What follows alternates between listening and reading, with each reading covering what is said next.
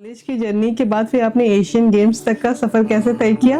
Asthma asthma का आपको problem है जिससे आपको योगा करने से काफी बेनिफिट्स मिला है। तो मैं चाहती हूँ मेरे बहुत सारे व्यूअर्स होंगे जिनको शायद अस्थमा की प्रॉब्लम हो, तो उनके लिए कुछ आप ऐसे योग आसन बताइए जो उनके लिए बेनिफिशियल है। शुगर खाना सच में अवॉइड करना चाहिए। कहते हैं लोग कि शुगर एक तरह से पॉइजन का काम कर रहा है आपकी बॉडी में, तो ये ट्रू है या बच्चे को एक पैकेट चिप्स देना, एक पैकेट लेज देना कितना हार्मफुल हो सकता है? I was the alone nutritionist in whole Sai to take पंगा with wrestlers.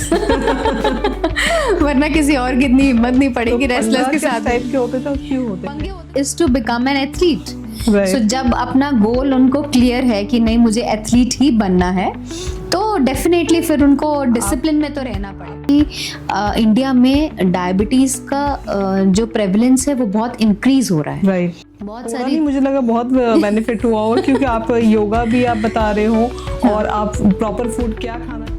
हरे कृष्णा दोस्तों, स्वागत है आपका value of life by Pooja Kushal podcast पे।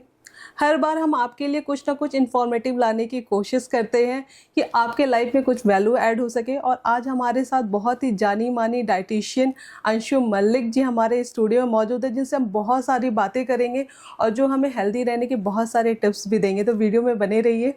अंशु जी, आपका बहुत बहुत स्वागत है। Thank you Puja ji, thank you so much. मुझे आपने अपने चैनल में इनवाइट किया, so I am very grateful and thank you to you. And thank you so much, आप हमारे व्यूअर्स के लिए इतनी दूर से आप आए।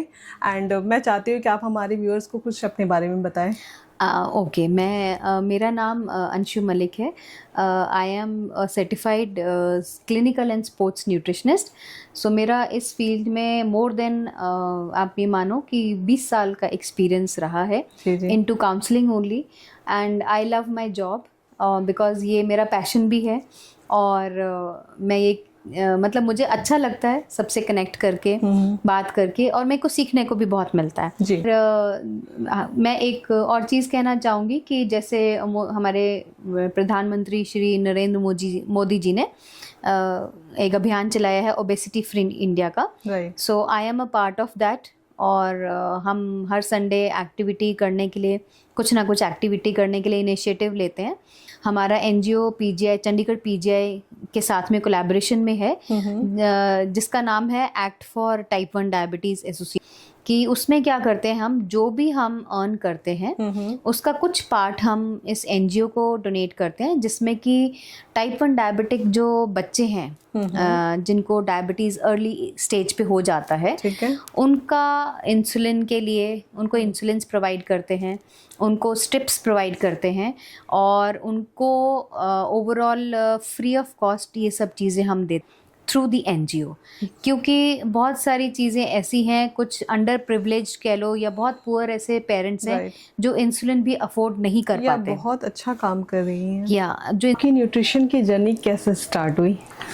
देखिए पूजा जी, मेरी न्यूट्रिशन की जर्नी ऐसे स्टार्ट हुई कि मेरे फादर बहुत इंटरेस्टेड थे इस चीज़ में। सो उन्होंने मुझे बोला कि उस टाइम पे क्या होता था ना, हमें ये नहीं पता होता था कि हमें कौन सा सब्जेक्ट चूज़ करना है या कौन सा स्ट्रीम में जाना है। तो बट हाँ, मेरा इंटरेस्ट शुरू से कुकिंग में बहुत रहा है। सो आई यूज़ टू कुक घर पे, क्योंकि बहुत जल्दी एक कम कहते हैं छोटी उम्र में बहुत जल्दी रिस्पॉन्सिबिलिटी मैंने अपनी लाइफ में स्टार्ट कर दी थी। तो इसलिए फिर ये भी हो सकता है कि वन ऑफ द रीजंस कि मेरा न्यूट्रिशन में आने का एक ये भी आप कह सकते हो कि रुझान रहा है। कुकिंग में आपका इंटरेस्ट था तो उसको आपने डाइटिशियन में भी आपने कन्वर्ट कर दिया। Yes, because my father was also interested in that, और मेरा कुकिंग में स्पेसिफिकली बहुत इंटरेस्ट था। तो मुझे ये था कि खाने के साथ कोई नई चीज बनाना, एक्सपेरिमेंट करना, तो मुझे बहुत अच्छा लगता है। मैं सारा खाना बहुत अच्छा बना लेती हूँ। Very good. ऑल टुगेदर सब कुछ अच्छा बना लेती हूँ। एंड बस मुझे ये पता होना चाहिए कि इंग्रेडिएंट्स क्या है। सो मैं कोशिश करती हूँ कि हर इंग्रेडिएंट से कुछ डिफरेंट बनाने का। Very good. यस। ओके, तो आपने स्पोर्ट्स को ही क्यों चूज करा? स्पोर्ट्स को पूजा जी मैंने इसलिए चूज करा बिकॉज मैं खुद एक स्पोर्ट्स पर्सन हूँ। आई am a national player of yoga. मैंने 6 इयर्स अपनी लाइफ जर्नी में योगा खेला है एंड अगेन उसके पीछे मेरे फादर का ही रोल है। उस टाइम पे ये होता था कि हर बच्चे को कोई ना कोई स्पोर्ट आना चाहिए। थोड़ा सा योगा की जर्नी आप बताएं। योगा की जर्नी ऐसे स्टार्ट हुई मेरी कि I was in I think 6th और 7th स्टैंडर्ड में थी मैं। So my father was a secretary in yoga federation of India. So उन्होंने फिर ये सोचा कि नहीं भाई बच्चे को कहीं इन्वॉल्व करना है स्पोर्ट्स में, तो उन्होंने मुझे योगा में डाल दिया, है ना। योगा में डाल दिया तो मैंने अपना स्पोर्ट खेलना शुरू किया एंड इनिशियली सब बच्चे को लगता है कि नहीं हमें धक्के से डाला है, बट लेकिन उसके करने के बाद में आपको जब उसके बेनिफिट्स पता चलते हैं, बिकॉज मुझे बचपन से एस्थमा की प्रॉब्लम है। सो मैंने अपनी जर्नी में ये नोटिस करा कि जब मैंने योगा करना स्टार्ट किया तो मुझे वो चीज में बहुत रिलीफ मिला। So maybe this can be also one of the reasons of joining into sports, because मेरे फादर को ये था कि नहीं, उन्होंने ये सोचा होगा कि हाँ इसको इस चीज से फर्क पड़ना चाहिए या आराम आना चाहिए। सो मेरे को भी ये लगा कि मैंने एक्सपीरियंस किया, जितने साल मैंने योगा खेला मैं बहुत उस टाइम पे बहुत बॉडी बहुत फ्लेक्सिबल थी। I use to do advance asanas also, नेतीज भी करते थे हम लोग तो, और नेशनल लेवल पे मैंने मेडल भी लिया है योगा में। यस मेरी पोजीशन भी थी एंड मैंने उसमें फील करा कि नहीं इट्स गुड और इसको कंटिन्यू करना चाहिए आगे। तो आपने योगा में भी आपने पार्टिसिपेट किया, तो कितने इयर्स तक आप कंटिन्यू रही? मैंने पूजा जी 6 इयर्स खेला है through out my 10th 11th जब तक मैंने किया। उसके बाद फिर आई वेंट टू हॉस्टल और मैंने फिर अपनी जर्नी ऐसे स्टार्ट करी कि मेरे को डी फार्मेसी का कोर्स करना था। सो उसके लिए फिर मुझे हॉस्टल में जाना था। सो उस टाइम पीरियड में फिर वो एजुकेशन पार्ट आगे आ गया, तो वो योगा कहीं ना कहीं पीछे छूट गया मेरा, because my father was in to education department. तो उनको ये था कि education is very much important, कि एक गर्ल के लिए सेल्फ डिपेंडेंट होना और एजुकेटेड होना बहुत जरूरी है। तो उन्होंने मुझे एजुकेशन में डाला। तो मैंने अपनी जर्नी ऐसे स्टार्ट करी कि 2 इयर्स का I was doing D pharmacy का डिप्लोमा कोर्स। तो उस टाइम पीरियड में मेरा थोड़ा सा ये योगा पीछे छूट गया और मैंने ये भी नोटिस करा कि उस टाइम पीरियड में जैसे मैंने योगा छोड़ा तो मुझे जो एस्थमेटिक प्रॉब्लम था वो अगेन स्टार्ट हो गया। वो रीअकर होना शुरू हो गया। तो फिर मैंने अपने आप से जैसे मुझे लगा, तो मैंने कॉलेज में, आई वॉज इन कॉलेज, तो मैंने कॉलेज में स्पोर्ट्स में पार्टिसिपेट करना शुरू करा। मैंने कॉलेज में कल्चरल एक्टिविटीज में पार्टिसिपेट करना शुरू करा, बिकॉज मुझे ये लगा कि अगर मैं कंटिन्यूसली एक्टिविटीज और कुछ भी स्पोर्ट्स करती हूँ तो आई फील बेटर।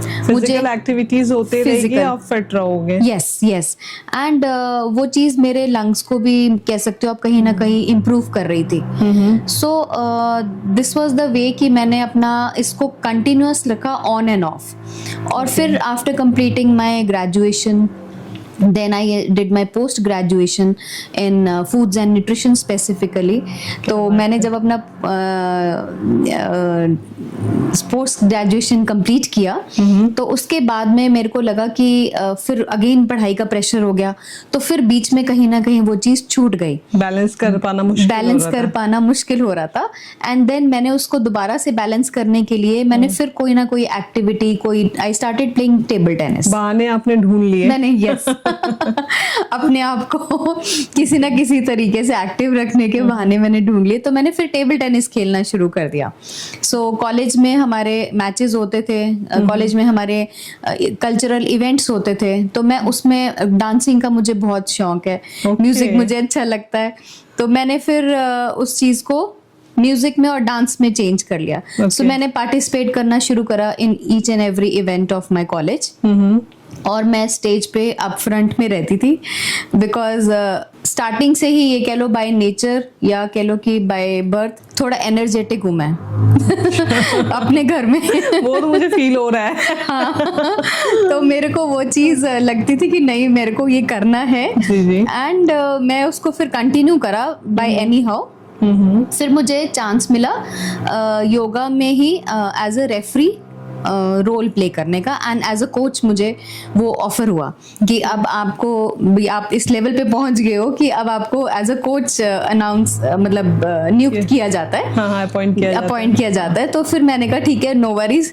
तो फिर मैंने एक दो बार मैं टीम के साथ भी गई, और मैंने बच्चों को, कॉलेज की टीम थी, अंडर 19 के बच्चे थे और ग्रेजुएशन लेवल के भी बच्चे थे। तो मैंने उनके साथ में मतलब ये कह सकते हो आपकी age a coach cum friend participate भी किया, एंड उनको आगे समझाया भी। और हमारी योगा में क्या होता है कि पहले सिर्फ ऐसा होता था कि हमारा एक आसन होते थे, आसन के हमें मार्क्स लगाने होते थे, और यस कि कौन आसन कितना परफेक्ट कर रहा है उसके अकॉर्डिंग आप मार्क्स दे रहे हो। यस तो ऐसे होता था। एंड देन उसके बाद धीरे धीरे करके वो चीज ये हो गया कि हमारे मार्किंग स्कीम आने लगी, फिर उसके बाद हमें नीतियां वो होने लगा। एंड देन अब मेरे पास दो चीजें हो गई थी कि एक तो मैं योगा खुद भी करती थी, स्पोर्ट्स खुद भी करती थी। सेकंड चीज, आफ्टर माय पोस्ट ग्रेजुएशन मुझे ये था कि मैं फूड एंड न्यूट्रिशन में भी अभी थोड़ा सा कर रही हूँ, तो मैंने वो योगा के अंदर न्यूट्रिशन को भी थोड़ा सा इंक्लूड करना शुरू कर दिया। सो बच्चों को थोड़ा बेनिफिट भी हुआ उस चीज से, बहुत सारी, मुझे लगा बहुत बेनिफिट हुआ होगा क्योंकि आप योगा भी आप बता रहे हो, और आप प्रॉपर फूड क्या खाना चाहिए जैसे हमें न्यूट्रिशन मिले, वो भी बड़ी बात है। हाँ, यस, हाँ। तो वो भी चीज है, और उसको हमने फिर कंटिन्यू करा, and this is how I started my journey into nutrition. और फिर लेकिन ये है कि हाँ, योगा टिल डेट अगर मैं आपको बताऊं, आज की डेट में भी मैं उस प्रैक्टिस को कंटिन्यूस करती हूँ। अब वो ये है कि थोड़ा सा स्पिरिचुअल साइड पे ज्यादा हो गया है।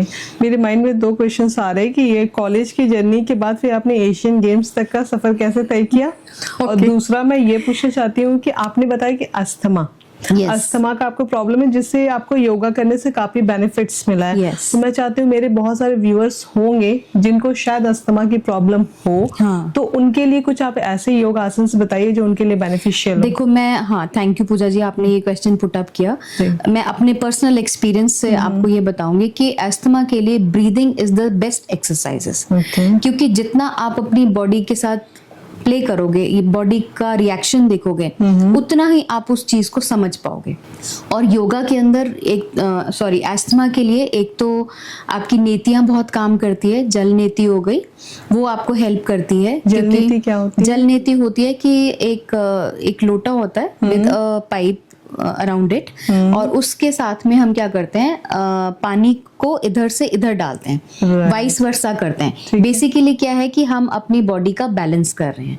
सो हमारी अंदर से पूरी क्लिंजिंग हो जाती है, और हमारा जो गंदा पानी या डर्ट जो भी हमारा अंदर जमा हुआ होता है वो सारा हमारा, तो इसे नॉर्मली कोई भी कर सकता है, नॉर्मली कर सकता है, but with supervision, but with experience. मतलब सुपरविजन के बिना ट्राई नहीं करना, खुद से ट्राई नहीं करना है, आपने किसी की सुपरविजन में, किसी एक्सपर्ट की सलाह से ही करना है। बिकॉज कई बारी क्या होता है ना, इसमें अगर आप प्रॉपर तरीके से नहीं करते हो तो उसमें क्या है, कई बारी सांस ब्लॉक होने के चांसेस भी होते हैं, तो वो नहीं करना चाहिए। इसलिए मैंने क्वेश्चन पुट किया कि क्या हर कोई कर सकता है? नहीं, हर कोई नहीं कर सकता है। It has to be done under supervision only, और सीख के करना है। आपने बिना सीखे कोई चीज नहीं करनी, खुद से ट्राई नहीं करना। ठीक है, एक जल नीति हो गई, और एक जल नीति होगी, और दूसरा ये है कि Anulom Vilom is the best exercises for asthma. और आपकी अनुलोम विलोम से क्या होता है कि आपकी जो कहते हैं ना, हमारी नाड़ी दो होती हैं बैलेंस करने के लिए, तो हम जब अपना ब्लड क्लिंस करते हैं, है ना, from left to right then right to left, तो जब हमारा ये क्लिंजिंग ऑफ ब्लड होता है ना, तो आपके टॉक्सिन्स ऑटोमेटिकली बॉडी से बाहर आते हैं। ओके, तो अनुलोम विलोम से होता है, अनुलोम विलोम से होता है। और प्लस आपको भस्त्रिका प्राणायाम एक हम बोलते हैं, जो कि हमारी अस्थमा में हेल्प करता है, और एक भ्रामरी है, ये भी हमारा एक प्राणायाम है जो कि हमें इसमें हेल्प करता है। तो ये सारे आसन गूगल पे अवेलेबल होंगे? गूगल पे अवेलेबल होंगे, बट अगेन मैं ये बोलूंगी किसी एक्सपर्ट से पूछ के करना चाहिए। बिकॉज कई बार क्या होता है ना, आपको गूगल पे राइट इन्फॉर्मेशन नहीं मिलती है, या आप सही कर रहे हो या गलत कर रहे हो ये वो आपको बता नहीं सकता। हाँ, यस, तो वो आपको लिखा हुआ तो सब आ जाएगा, but how to perform it, how to do it, वो आपको किसी के पास जाके सीखना ही पड़ेगा। राइट। तो आप किसी मतलब योगा टीचर्स के पास जाओ, कोच के पास जाओ जो आपको गाइड करे। हाँ बिल्कुल, तो तभी हम उस चीज को परफेक्टली कर सकते हैं।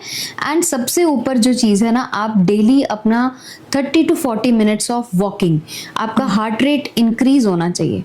जब आप वॉकिंग करते हो आपका हार्ट रेट इंक्रीज हो रहा है, तो दैट मीन्स आपकी लंग्स ऑटोमेटिकली ब्लड को पंप ज्यादा कर रहे हैं, हार्ट जो है वो ज्यादा पंप कर रहा है ब्लड, और जब ब्लड ज्यादा पंप होगा तो आपकी लंग्स के अंदर flow of blood and oxygen ज्यादा रहेगा। बिकॉज अस्थमा की प्रॉब्लम क्यों होती है, जब हमारा ऑक्सीजन इनटेक कम हो जाता है बॉडी में, तो सांस लेने में दिक्कत होती है। तो ऑक्सीजन ज्यादा लेना है बस मेनली। तो इसमें जो इनहेलर लेते हैं तो ये बंद हो जाता है? इनहेलर्स देखो, अगर एडवांस स्टेज है तो किसी किसी का तो नहीं बंद होता है, बट अगर मैं अपना एक्सपीरियंस बोलूं आपको, एंड आई हैव एक मतलब मैं अब आई थिंक ये पॉडकास्ट में मेरे को बताना चाहिए या नहीं बताना चाहिए, बट मैं अपना पर्सनल एक्सपीरियंस से बोलूं तो मैं अब इनहेलर नहीं यूज करती हूँ। पहले मैं इनहेलर बहुत यूज करती थी एंड मुझे सीजनल होता था। किस सीजन में ज्यादा तकलीफ होती मुझे होता है ज्यादा अप्रैल और मई के मंथ में, जब ये कनक कटती है ना आपका, और ये जब पोलन ग्रेन्स जो होते हैं आपके उड़ते हैं बहुत ज्यादा, उसकी वजह से होता है। बिकॉज मेरे को एलर्जिक था, तो उससे क्या है कि सीजनल एलर्जी होती है। मेरे को एलर्जी से बहुत ज्यादा स्नीजिंग होती है, और स्नीजिंग से क्या है कि आपका बहुत ज्यादा रेशा जो है इकट्ठा हो जाता है बॉडी में। सो उसको बाहर निकालने के लिए हमें कुछ करना है। तो मैंने अपने साथ एक्सपेरिमेंट भी किया है, मैं ऐसे नहीं बोलूंगी आपको, मैंने अपने साथ एक्सपेरिमेंट भी किया है। सो उसमें मैंने नोटिस किया है कि जब मैं ज़्यादा वॉकिंग, एक्सरसाइज और रेगुलर बेसिस पे एक्टिविटी करती हूँ तो आई एम परफेक्ट। और जब मेरा थोड़ा एक्टिविटी लेवल कभी कम हो जाता है ड्यू टू वर्क प्रेशर, मैं नहीं कर पाती हूँ काम की वजह से कई बारी, तो मुझे लगता है कि नहीं, अब मेरी बॉडी डिमांड कर रही है, मुझे करना है, मूवमेंट करनी है। तो that help me a lot. और मेरे मदर ने मेरी इस मामले में बहुत ज़्यादा हेल्प करी है, और उन्होंने मुझे अलग अलग चीज़ें, आयुर्वेदिक मेडिसिन्स भी बहुत ट्राई करी हैं। किस टाइप की मेडिसिन्स? आयुर्वेदिक मेडिसिन्स उन्होंने, मतलब मैं आपको अपना, मेरी मदर का जो था कि उन्होंने मुझे ना बचपन में, ये कह सकते हैं कि when I was in 9th class शायद, तो उन्होंने मुझे बचपन में गोमूत्र पिलाया। तो उनको किसी ने बताया होगा कि it is very effective in treating asthma. तो मैंने वो चीज़ मुझे बताई नहीं गई थी कि ये वो चीज़ है, बिकॉज बच्चे सब ऑब्वियसली नाक से कोड़ते हैं, नहीं पीना है, कड़वा है, ये है वो है ना, ऐसे करते हैं। तो लेकिन उन्होंने मुझे एक बहुत अच्छी चीज़ करी कि उन्होंने मुझे ना रूह अफ़ज़ा में, उस टाइम पे रूह अफ़ज़ा आता था, तो रूह अफ़ज़ा में उन्होंने मिक्स करके मुझे पिला देना। तो एवरी मॉर्निंग वो मुझे एक एम्प्टी स्टमक देते थे, and I used to stand in the bathroom में खड़े होके नाक बंद करके मैं उसको पीती थी, कैसे भी करके। बट लेकिन उस चीज ने मेरी लेटर ऑन बहुत हेल्प करी, मेरी इम्यूनिटी अच्छी बिल्डअप हुई, और मुझे इनहेलर की उतनी जरूरत नहीं पड़ी जितनी मेरे को पूरा साल जैसे बीच बीच में लेना पड़ता था। देन वो टाइम लिमिट धीरे धीरे धीरे करके कम होता गया। इनिशियली ये था कि पूरा साल हो गया, फिर उसके बाद 2 महीने, 3 महीने, तो धीरे धीरे करते करते वो सिर्फ 1 महीना रह गया। रिड्यूस होते होते एकदम रिमूव ही हो गया। यस, एकदम रिमूव हो गया, एंड वो चीज मुझे अभी तक बेनिफिट कर रही है। ये बहुत अच्छी बात आपने बताई कि योगा से लोगों को सच में बेनिफिट्स होते, लेकिन लोग ज्यादातर से शॉर्टकट्स अपनाते हैं कि कुछ भी मेडिसिन ले लिया जिससे उन्हें रिलीफ मिल गया। लेकिन अगर आप योगा करते हो तो नॉट ओनली अस्थमा, बहुत सारी बीमारियों से आप बहुत फर्क पड़ता है। बेसिकली आपका स्ट्रेस जो है, it is very helpful for stress management, क्योंकि आजकल जॉब्स इतनी ज्यादा स्ट्रेसफुल हैं, हेक्टिक रिलेशनशिप्स स्ट्रेसफुल है। सबसे ज्यादा लोग अपने बच्चों की वजह से स्ट्रेस में आ जाते हैं। यस, एग्जैक्टली होता है ये चीजें, क्योंकि जॉइंट फैमिलीज नहीं है, सिंगल न्यूक्लियर फैमिलीज हैं ज्यादातर। एशियन गेम्स तक का सफर आपने कैसे तय किया?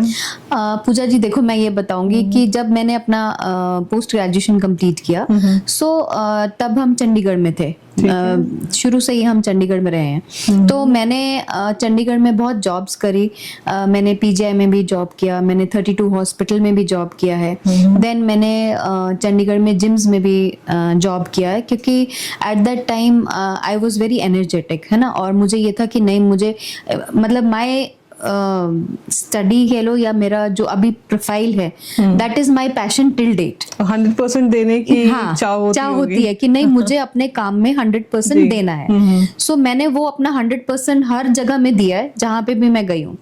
तो उस जर्नी को आई थिंक बहुत साल हो गए थे, ऑलमोस्ट यू कैन से more than 10 years. So I was into clinical practice. So all of a sudden my brother, my real brother, he is in Hyderabad right now. तो उन्होंने मुझे all of a sudden एक छोटा सा ad भेजा कि अंशु ये है स्पोर्ट्स अथॉरिटी ऑफ इंडिया का एक ad था न्यूज़पेपर में कि इसमें आप एक बार अप्लाई करके देखो, why not you go for sports. Right. कि अब इतना एक्सपीरियंस है आपको, हाँ, तो ही सेड कि ट्राई दिस। तो आई वॉज रिलक्टेंट बिकॉज मैं घर से दूर नहीं जाना चाहती थी। सो मुझे लगा चलो कोई बात नहीं, उसने बोला है तो एक माइंड में कहते हैं ना सेकंड थॉट आया कि नहीं चलो I should give it a try, कि मुझे वो करना है। तो मैंने कहा ठीक है, okay thank you, I will definitely apply. तो मैंने फिर वहाँ पे वो एड देख के मैंने उसको अप्लाई किया एंड और वो भी ये था लास्ट मोमेंट पे अप्लाई किया, मतलब it was the last day of the application and मेरे फादर मेरे साथ गए, specifically we went on by car, road से हम गए दिल्ली। उस टाइम ऑनलाइन एप्लीकेशन की नहीं थी, ऑनलाइन का खत्म हो चुका था। So offline there was one chance left. ठीक है। तो एंड मोमेंट पे मेरा कहते हैं ना भगवान जी ने जहाँ पे आपको पहुंचाना होता है वो पहुंचा ही दे देते। तो वो एप्लीकेशन देने हम बाय हैंड गए एंड स्टिल देन मतलब तब भी मुझे ये था कि चलो कोई बात नहीं, माय फादर इज सेइंग, तो मैं ठीक है एप्लीकेशन हम वहाँ पे बाय हैंड देकर आ गए।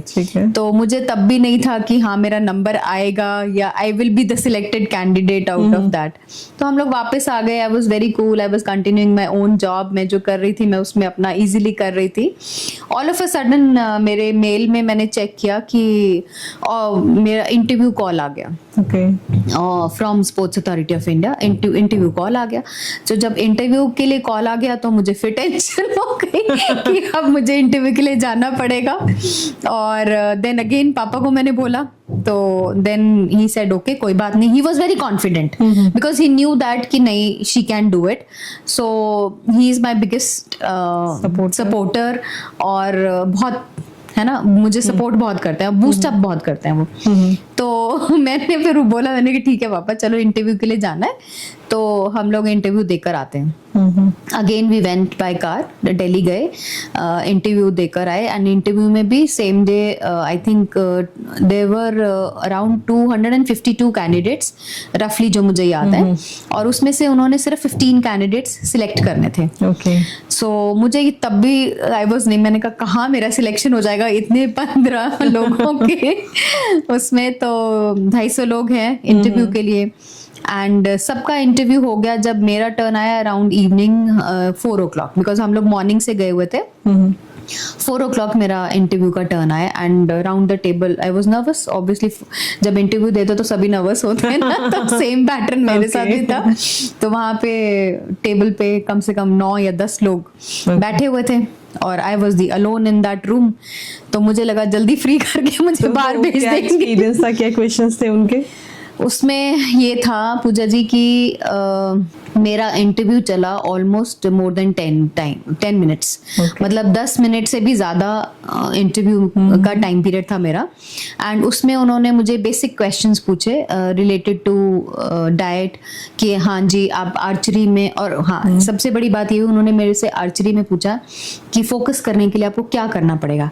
अब बीइंग अ स्पोर्ट्स पर्सन मैं योगा में थी, तो मुझे ये पता था कि नहीं योगा करने से ही आपका माइंड का फोकस आता है, स्ट्रेस रिलीज होता है, तभी जाके आप अपना फोकस कर पाओगे। सो एक ये क्वेश्चन मेरा बहुत हिट किया उनको। एंड सेकंड एक क्वेश्चन था कि डाइट के ऊपर उन्होंने पूछा कि आप बिफोर गेम क्या दोगे या पोस्ट वर्कआउट के बाद में क्या दोगे, और ट्रेनिंग प्लान में क्या रहता है। तो वो बेसिक चीजें जो हमें पता थी, जो हमें पढ़ाया गया था न्यूट्रिशन में, तो बेसिक चीजें मैंने उनको सारा कुछ क्लियर कर दिया। So my interview was very well, अच्छा हुआ था मेरा इंटरव्यू, बहुत बढ़िया गया था। एंड इंटरव्यू दे गए खत्म हो गया, then we came back home, घर आ गए वापस। तो still I was very cool, मैंने कहा चलो कोई बात नहीं, पापा के कहने से मैंने इंटरव्यू दे दिया है, सब कुछ हो गया, तो मेरा सिलेक्शन तो कहाँ ही होने वाला है। बहुत अच्छी बात है कि आपने टेंशन नहीं ली थी कि क्या होगा क्या नहीं होगा। हाँ, काम करके आपने यस, मैंने अपना काम किया। तो मुझे ये भी था कि कोई बात नहीं, होगा तो ठीक है, नहीं होगा तो भगवान जी जो करेंगे वही ठीक है। सो देन आफ्टर इंटरव्यू देने के बाद में आप ये मान लो कि 15 to 20 डेज के बाद में मेरे पास ऑफर लेटर आ गया on mail from sports authority of India. तो यहाँ से मेरी जर्नी शुरू हो गई 2019 में sports authority of India, and my first posting was in Sonipat centre. सबसे पहले पोस्टिंग मेरी वहीं पे थी। एंड तो मेरे मन में ये था कि नहीं, मैं घर से दूर नहीं जाना चाहती हूँ, कि मुझे वहां सोनीपत जाके, चंडीगढ़ से सोनीपत जाके काम करना पड़ेगा, मतलब तो मेरे को बहुत वो लग रहा था कि नहीं। तो पहले आपने किस टीम के साथ काम किया? सबसे पहले मैंने किया रेसलिंग के साथ, because wrestling was my first game वहां पर, जिनके साथ मैंने किया। बिकॉज सोनीपत सेंटर में ये टीम की एज क्या थी? इसमें एलीट प्लेयर्स भी थे और ग्रास रूट लेवल के एथलीट्स भी थे, और ये कह सकते हो आपकी मीडियम जो है प्लेयर्स वो भी थे। सो मतलब it was a mixed kind of a thing, because Sonipat centre में 5 गेम्स की डिसिप्लिन्स हैं। तो हमारा ये था कि 5 डिसिप्लिन्स थे सोनीपत सेंटर में, और 5 डिसिप्लिन्स में archery, athletics, wrestling, kabaddi and hockey, ये गेम्स थी वहां पर। So I was the alone female nutritionist in the centre, और मुझे सब देखना था। इन हाउस मेस हमें तब स्टार्ट करनी थी, सो एक वो भी हमारा चैलेंज था कि मेस हमें स्टार्ट करनी है तब। एंड एक वो चैलेंज था कि सभी प्लेयर्स को डाइट के बारे में एक्सप्लेन करना, उनको सेशंस देना। फर्स्ट टाइम बहुत बड़ी रिस्पॉन्सिबिलिटी आ गई थी। yes, हाँ, मतलब बहुत बड़ी रिस्पॉन्सिबिलिटी थी। एंड एथलीट्स के साथ में, और वो भी हरियाणा में रह के, आपको चंडीगढ़ से आके और हरियाणा में रह के आप काम कर रहे हो, ये एक बड़ा चैलेंज था मेरे लिए। बिकॉज दो मैंने एजुकेशन हरियाणा में ही रह के करी है अपनी, बट ये था कि अब क्या है ना कि जो एथलीट्स थे वहां पर, वो सब ये सोचते थे कि मैडम तो बहुत हाई फाई है और इनको कहाँ हरियाणवी समझ आएगी।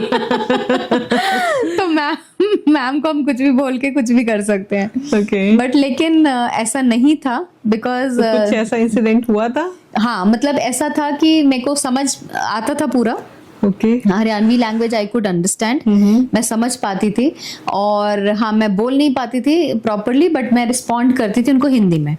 तो कुछ ऐसे स्टूडेंट्स थे हमारे जो थोड़े से नॉटी स्टूडेंट्स होते हैं ना, कई बार क्लास में भी तो होते हैं हमारे, सो नॉटी स्टूडेंट्स ऐसे थे कुछ, तो वो आ जाते थे कुछ कुछ बोलने के लिए कि मैम की नॉलेज टेस्ट करने के लिए कि मैम को कितना पता है जी। तो देन हाँ, initially I was into my, कहते हैं ना एकेडमिक्स में जो हमने पढ़ा, जो हमने न्यूट्रिशन सीखा करा, तो हम वो चीज को इम्प्लीमेंट करने की कोशिश कर रहे थे। बट देन फिर after some time I realised कि नहीं, वो चीज नहीं होगा यहाँ पर, मुझे इनके साथ रह के इनको समझना है, इनको सीखना है, उसके बाद में इनको डाइट समझानी है। तो वो चीज़ मैंने बहुत आप ये कह सकते हो कि एक्सपीरियंस किया वहाँ पर। और फिर मैंने एथलीट्स को पहले I used to visit the field of play also, जहाँ पे बच्चे गेम करते हैं, अपने हॉल में प्रैक्टिस करते हैं, तो मैं वहां जाके देखती थी, वॉच करती थी कि ये गेम है क्या चीज, क्योंकि पहले मैंने गेम को समझना और सीखना शुरू करा, बिकॉज टोटली न्यू था मेरे लिए। उस गेम के लिए कितनी मतलब डाइट की, किस टाइप की डाइट की जरूरत है, वो भी दिमाग में मेरे को सोचना पड़ा कि हाँ, मैंने स्टडी भी बहुत किया इस चीज के ऊपर, ऐसा नहीं है। एंड देन मैंने एथलीट से बात करना शुरू करा, धीरे धीरे उनकी साइकोलॉजी समझनी शुरू करी कि उनको चाहिए क्या खाने में बेसिकली, है ना। और फिर उसके बाद में गेम जब मैंने वॉच करी तो मैंने देखा कि it's a very powerful game, बहुत स्ट्रेंथ वाली गेम है, बहुत आपको एंड्योरेंस चाहिए, आपको पूरा एक्टिविटी बहुत हाई लेवल की है ना। तो देन मेरे को लगा कि नहीं, ये तो बड़ी गेम है, it's not a small game, तो इसके अंदर हमें ज्यादा डाइट भी अलग से देना Strong पड़ेगा, थोड़ा होना स्ट्रांग चाहिए। होना चाहिए, एंड हमें डाइट भी अलग तरीके से प्लान करनी पड़ेगी। तो फिर मैंने एथलीट से बात किया, 3-4 एथलीट से बात की, पूछा उनसे फीडबैक भी लिया कि हाँ आपको बच्चे क्या अच्छा लगता है डाइट में, या आपको क्या खाने से स्ट्रेंथ आती है, क्या खाने से आपको लगता है कि क्योंकि पावर हरियाणवी मिलेगी। लोग थोड़ा देसी खाना ज्यादा प्रेफर Yes, करते हैं। ये चीज है। और इसके पीछे इतनी कंट्रोवर्सी हुई पूजा जी, मैं आपको बता नहीं किस टाइप सकती। की? हाँ बहुत ज्यादा कंट्रोवर्सी थी, बिकॉज मैं 4 साल सोनीपत सेंटर में काम किया है। सो एंड मेरा रेसलर्स के साथ में ये कह लो आप 36 का आंकड़ा था। तो ऐसा क्यों? सो एक I was the alone nutritionist in whole Sai to take पंगा with wrestlers। वरना किसी और की इतनी हिम्मत नहीं पड़ी कि रेसलर्स के साथ टाइप के होते थे और क्यों होते पंगे थे? होते थे डाइट को लेकर, है ना। Okay. मैं उनको क्वांटिटी पोर्शन साइज समझाना चाहती थी और वो क्वांटिटी पोर्शन साइज के अकॉर्डिंगली नहीं खाते थे, वो न्यूट्रिशन पीरियडाइजेशन को फॉलो नहीं करते थे, वो अपने हिसाब से चलते थे। तो इसमें तो 100 ग्राम 200 ग्राम भी कहते हैं, वेट ऊपर नीचे हो जाए तो काफी प्रॉब्लम हो जाती है। बिल्कुल होती है, बिकॉज रेसलिंग एक ऐसा गेम है जिसमें कि आपको जब आप फाइनल कंपटीशन में जा रहे हो, किसी चैंपियनशिप में जा रहे हो, चाहे वर्ल्ड चैंपियनशिप है, चाहे एशियन चैंपियनशिप है, चाहे ओलंपिक्स है, अगर आपका खेलने से पहले बाउट के दिन, जिस दिन आपकी बाउट हो रही है, फाइनल बाउट हो रही है, बाउट से एक दिन पहले आपका वेट फाइट यस, तो उसमें आपका वेट चेक किया जाता है। So if the weight category के अंदर आप नहीं फॉलो करते हो, जिस कैटेगरी में आप खेल रहे हो, तो उसके अंदर आपका वेट 50 ग्राम्स ऊपर है, 100 ग्राम ऊपर है, तो डेफिनेटली यू आर डिस्क्वालिफाइड। सो 50 ग्राम भी मैटर करता है, 0.5 भी मैटर करता है। वैसे में तो डाइटिशियंस पे भी क्वेश्चंस उठ जाएंगे। बिल्कुल उठे हैं अब रिसेंटली देख लो, उठे हैं क्वेश्चंस, ऐसे ही नहीं है। एंड मतलब इट इज दैट क्रूशियल अगर हम मान के चलें। और जितनी भी वेट कैटेगरी गेम होती है ना, वो सभी वेट कैटेगरी गेम में यही प्रॉब्लम रहता है कि आपको अपना वेट जो है कैटेगरी में के अकॉर्डिंगली मेंटेन करके रखना पड़ता है। जैसे कि बॉक्सिंग है, is a weight category game, wrestling is a weight category game, grappling, हाँ वुशु, देन जूडो, देन टॉयकॉन्डो, ये सारी गेम्स जो है ये सब वेट कैटेगरी गेम्स हैं। नॉर्मली जो फाइटिंग वे में होते हैं, आप ये कह सकते हैं जिस कुश्ती पैटर्न में जो होते हैं वो आपको वेट के हिसाब से होते हैं। हाँ ये यस, उनका वेट कैटेगरी गेम रहता है और वो कैटेगराइज्ड होते हैं अलग उसके हिसाब से। तो डेफिनेटली 100 ग्राम 200 ग्राम तो हमारा रोज ऊपर नीचे हो जाता है। अब आप ये देख लो उनको कितनी मेहनत करनी पड़ती है वो 100 ग्राम को भी कम करने के लिए। मतलब they really work very hard. आप आई डोंट नो आपको कभी मौका मिला कहीं पे मैंने देखी है इनकी प्रैक्टिस, प्रैक्टिस देखने का, प्रैक्टिस देखी और बहुत टफ होता है। मुझे तो देख के गूज़बम्स आ रहे थे, कितना मेहनत कर रहे हैं ये। यस बहुत टफ होता है because they do 3 hours 4 hours continuous training, continuous practice करते हैं और एक टेक्निक्स भी यूज करते हैं वो। और वो इतनी हार्ड ट्रेनिंग होती है कि उनको इंजरीज हर दिन होती है। मतलब they have so many injuries every day. ऐसा नहीं है कि इंजरीज नहीं होती, उनको इंजरीज होती हैं, बट उनकी बॉडी स्ट्रक्चर उस टाइप से हो जाता है कि वो झेल लेते हैं, छोटी इंजरी को भी झेल लेते हैं। ये होता है। सो लेकिन ऐसे वेट मैनेजमेंट में न्यूट्रिशन भी प्रॉपर देना, ये भी तो बहुत बड़ा चैलेंज होता होगा। बिल्कुल बिल्कुल चैलेंज होता है, क्योंकि मतलब वो वीक भी हो नहीं सकते, वीक होंगे तो परफॉर्म नहीं कर पाएंगे। बिल्कुल। सो उसमें हमारे को सबसे ज्यादा ध्यान ये चीज का रखना पड़ता है कि जो रेसलिंग है it's a combat sports, means power, strength, है ना, सब कुछ इन्वॉल्व है इसके अंदर, एवरीथिंग। तो वो चीजें क्या है कि आपको जब गेम करनी है तो उसके अकॉर्डिंगली आपको डाइट भी अपना देखना पड़ता है। सो डाइट में डेफिनेटली आप you can not give them इतना सब थोड़ा सा खाना ये सब, नो। उनको प्रोटीन भी एक्स्ट्रा चाहिए, उनको कार्बोहाइड्रेट्स भी एक्स्ट्रा चाहिए, उनको फैट्स भी एक्स्ट्रा चाहिए, और वेट भी नहीं बढ़ना चाहिए। ये सबसे बड़ी बात है। तो नॉर्मल अगर एक एथलीट की मैं डाइट पूछूं तो क्या डाइट होती है उनकी? देखो नॉर्मल एथलीट के अंदर और एक रेसलिंग के एथलीट के अंदर जमीन आसमान का फर्क होता है। रेसलिंग के एथलीट्स की डाइट अप टिल 3500 कैलोरीज तक जाती है और उससे ज्यादा भी जा सकती है depending upon the body weight, height, age and BMI level. तो सारी चीजें मेजरमेंट के साथ होती हैं, यस। तो उसके हिसाब से देखना पड़ता है कि कितना प्रोटीन हमें देना है। अगर सपोजिंगली फॉर एग्जांपल मैं आपको बताती हूँ, कोई रेसलर है, उसका वेट 100 kg से ऊपर है, तो अगर 100 kg से ऊपर है तो हम उसको मैक्सिमम 2 ग्राम पर kg बॉडी वेट के हिसाब से प्रोटीन इंटेक दे सकते हैं। यस, और उसमें मैटर ज़्यादा करता है कि हमें कैलोरीज ज़्यादा देनी है, कार्बोहाइड्रेट्स ज़्यादा देने हैं, and that too in complex form, कि उसको sustainable energy throughout the fight मिलती रहे, राइट। कि उसको जितना टाइम, अगर बाउट का टाइम 5 सेकेंड या 5 सेकेंड, 6 सेकेंड के आई थिंक 3 to 4 राउंड्स होते हैं, which I am not confirm, but उस हर राउंड के अंदर उनको फुल स्ट्रेंथ, फुल पावर चाहिए, ऐसा होता है परफॉर्म करने के लिए। तो वो अब आप ये देख लो कि अगर उसमें उन्होंने डाइट अच्छी ली होगी तभी वो उतना टाइम बाउट में टिके रहेंगे, सस्टेनेबल रहेगी, है ना, एनर्जी सस्टेनेबल रहेगी, स्ट्रेंथ बराबर रहेगी। And hydration is very much important. Hydration तो एक सबसे बड़ा रोल प्ले करता है कि आपके सेल्स के अंदर हाइड्रेशन के लिए आप उनसे पानी, वाटर इनटेक नहीं, हम वाटर इनटेक नॉर्मल वाटर भी बोलते हैं, हम उनको हेल्दी होममेड स्पोर्ट्स ड्रिंक्स भी बताते हैं कि वो बना के अपने साथ क्या रखें थ्रू आउट द फाइट। और देन इलेक्ट्रोलाइट्स भी देने पड़ते हैं, बिकॉज बॉडी से स्वेटिंग बहुत होती है, और स्वेटिंग के थ्रू आपका बॉडी से इलेक्ट्रोलाइट्स बाहर आते हैं। सो इलेक्ट्रोलाइट ड्रिंक्स भी बताना पड़ता है उनको, स्पोर्ट्स ड्रिंक बताना। विटामिन C बहुत जरूरी है ऑक्सीजन अपटेक के लिए, बिकॉज ड्यूरिंग द फाइट आपका बॉडी से ऑक्सीजन का बहुत ज्यादा ब्रीदिंग तेज होती है, तो ऑक्सीजन बॉडी से निकलती है, ऑक्सीडेशन होता है ना, ऑक्सीडेशन प्रोसेस रहता है। तो उसके अंदर हमें फिर ये होता है कि विटामिन C डेफिनेटली चाहिए ही चाहिए, because vitamin C helps in the iron absorption. तो आयरन अच्छे से अब्जॉर्ब होगा बॉडी में तो ऑक्सीजन बॉडी में अच्छा रहेगा। इतनी छोटी छोटी चीजें, मतलब सारी चीजें बैलेंस हो तो किसके लिए क्या देना है। अब हमारी तो लाइफ स्टाइल ऐसी है कि हमें जो मन किया हम खा लिया, आज ये खाने का मन है चलो बना लेते और खा लेते हैं।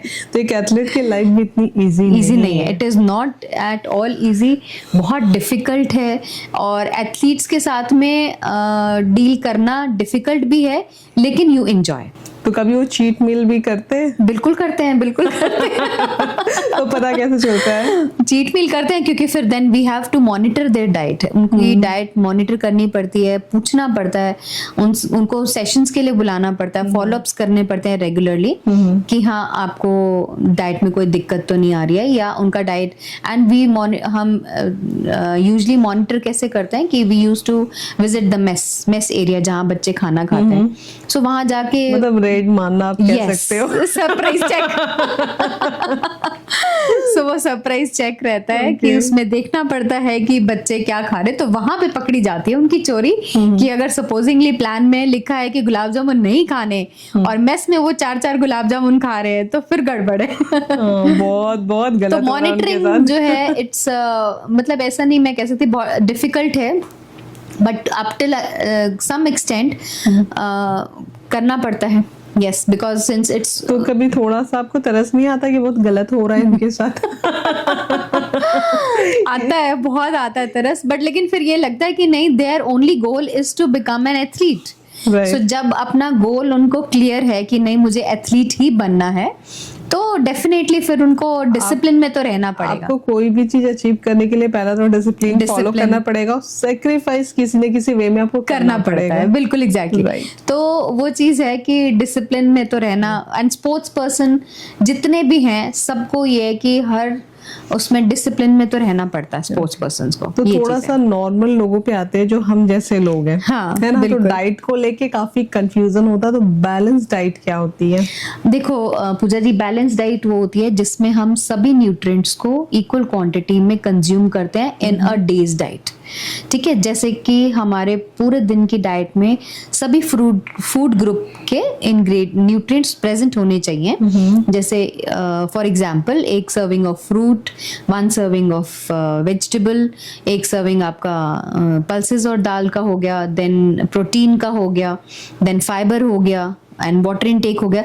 So all the nutrients in equal and proportion amount जो कि हमारे मेटाबॉलिज्म को बूस्ट करें, हमें दिन भर एनर्जी दे काम करने के लिए, और प्लस हमें एंड्योरेंस दे. तो ये this is normal and balanced nutrition. तो नॉर्मली आप जो भी इनटेक कर रहे हो, आप देख लो आपको प्रॉपर क्या कहते हैं न्यूट्रिशन मिल रहा है कि नहीं आपके फूड से. यस, क्योंकि लोग बहुत ज्यादा, मैंने आज देखा है कि लोग बहुत कीटो डाइट्स और इंटरमिटेंट फास्टिंग एंड इन चीज़ों पे जाते हैं. राइट. बट उसमें फिर आपको ये भी चेक रखना है whether you are having all the nutrients in your diet और नॉट, और बैलेंस्ड न्यूट्रिशन कर रहे हो कि नहीं कर रहे हो. राइट.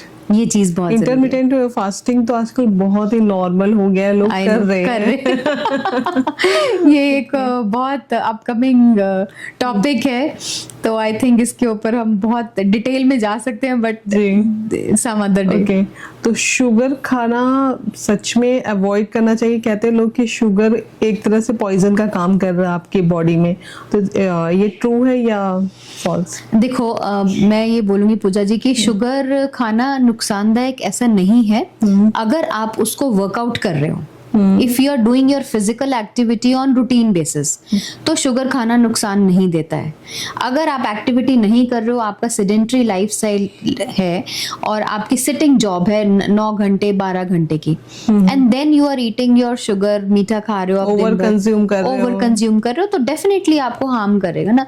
तो ये है कि हमारी बॉडी है, तो हमारी बॉडी के अंदर हम जितना डालेंगे बॉडी उसकी अकॉर्डिंगली रिस्पॉन्स देगी. बिल्कुल. अगर हम एक्सेस डालेंगे तो एक्सेस में रिस्पॉन्स आएगा, अगर हम लिमिटेड डालेंगे तो बॉडी अच्छे से जवाब देती है. ये चीज होती है. तो आप नॉर्मल आप क्वांटिटी में खा सकते हो और आपको वर्कआउट मैंडेटरी है. हाँ देखो अभी रिसेंटली हमारे आदरणीय प्रधानमंत्री जी श्री नरेंद्र मोदी जी ने एक शुगर बोर्ड और ऑयल बोर्ड का एक अभी अभियान चलाया है इन schools and in all the. Oil का कंजम्पशन भी कम करा है. हाँ, तो वो इसीलिए करा है just because of the reason कि इंडिया में डायबिटीज का जो प्रेवलेंस है वो बहुत इंक्रीज हो रहा है. राइट. है ना, और उसको कम करने के लिए ये चीजें की हैं. And as per ICMR only 25 grams of sugar in a day consume करनी चाहिए एक सिंगल इंडिविजुअल को. ओके. वेदर 25 ग्राम और वेदर फीमेल. 25 ग्राम जो है ये मैक्सिमम लिमिट बता रही हूँ मैं आपको. Okay. सो मिनिमम लिमिट अगर मैं बोलूँ तो आप अगर शुगर की जगह पे, वाइट शुगर की जगह पे अगर आप फ्रूट्स लेते हैं, और फ्रूट्स का जो शुगर होता है वो उतना हार्मफुल नहीं होता है जितना कि आपका एक गुलाब जामुन जलेबी में होगा. तो डेफिनेटली उसमें डिफरेंस रहता है. So it's better to consume fruits in the form of sweets instead of having sweets. Okay. और चाय और कॉफी की जिसे लत हो क्योंकि इसके बाद ओकेशंस भी आएंगे कि मैम चाय में तो फ्रूट्स नहीं डाल सकते. I know. चाय और कॉफी का तो एक ट्रेंड है वर्किंग ऑफिशियल्स के लिए. जितने भी लोग काम कर रहे हैं, जॉब कर रहे हैं जी, सब थकान को मिटाने के लिए चाय कॉफी ही लेते हैं.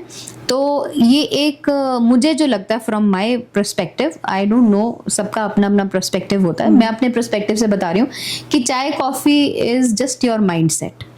अगर आपने अपने माइंड को ट्रेन कर लिया कि नहीं, मैं चाय कॉफी की जगह समथिंग हेल्दी कुछ पीना, मुझे कुछ हेल्दी लेना है. क्योंकि आप चाय क्या है, मुझे जो लगता है ना, चाय इज जस्ट गर्म पानी with added sugar, added milk and added tea, है ना. so उसमें चीनी के बिना चाय कोई नहीं पीता. अगेन मीठा उसमें जा रहा है और मिल्क भी जा रहा है, डेयरी भी जा रही है ना. तो ऐसा नुकसान नहीं करता है डेयरी, बट ये है कि आप दिन में कितनी बार कंज्यूम कर रहे हो वो मैटर करता है. ओके. तो दिन में कितनी बार कंज्यूम कर सकते हैं? देखो चाय अगर मैं बोलूँ तो दिन में अगर अपर लिमिट चले तो 1 to 2 cup in a day होनी चाहिए. इससे ज्यादा नहीं होना चाहिए. But for a better option for T is आजकल हर्बल टीज बहुत चली हुई है. ठीक है. एंड हर्बल टी में हम खुद भी घर में बना सकते हैं, जैसे जिंजर एंड लेमन टी. ठीक है. और लेमन ग्रास आता है, लोगों ने बहुत प्लांट्स घर पे लगाए होते हैं. एंड हिबिस्कस का फ्लावर होता है, तो उसकी टी बिकॉज ले सकते हैं हम. जैस्मिन का फ्लावर की टी ले सकते हैं.